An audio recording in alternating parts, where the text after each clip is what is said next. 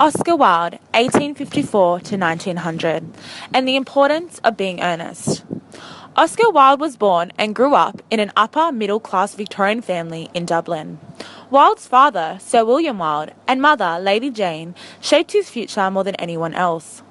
Wilde's father was a Victorian polymath. He knew history, archaeology, and superstition.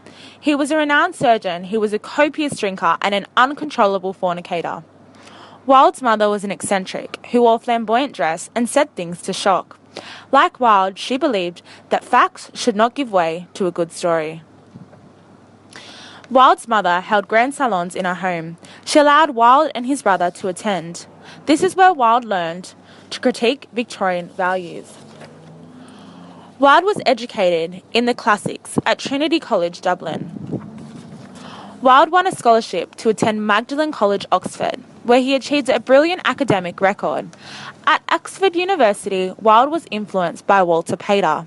With characteristic exaggeration, Wilde affirmed Pater's studies in the history of the Renaissance. "It's my golden book. I never travel without it. But it is the very flower of decadence. The last trumpet should have sounded the moment it was written."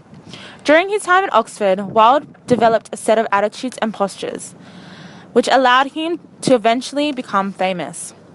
Wilde had a flamboyant style of dress and was contemptuous of Victorian values. Wilde married Constance Lloyd in 1884 and they had 2 sons. In 1891, Wilde began his affair with Lord Douglas, nicknamed Bossy. Wilde told his wife he had to go away and write, and she had no knowledge of his affair with Bossy. In 1895, Wilde was accused of being a homosexual, and he was imprisoned for 2 years. Wilde died in Paris on 30th of November 1900 due to ill health. In his play, The Importance of Being Earnest, Wilde ridiculed Victorian values, turning on the play of words in the title. The drama also satirises the very idea of earnestness, a virtue that the Victorians valued. The Victorian ideology was to work hard, to be sincere, frank and open, and to live life earnestly. Wilde not only mocks the Victorian high society virtue of being earnest, he also satirises its hypocrisy. Jack Worthing, the play's protagonist, seems to be a respectable man, but he leads a double life. In the city, he goes by the name of Ernest, and in the country, he is known as Jack.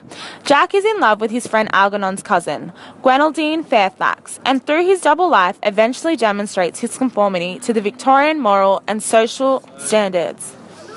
Algernon Moncrieff, the play's second hero, is a charming, languid poser of the leisure class, bored by conventions and looking for excitement.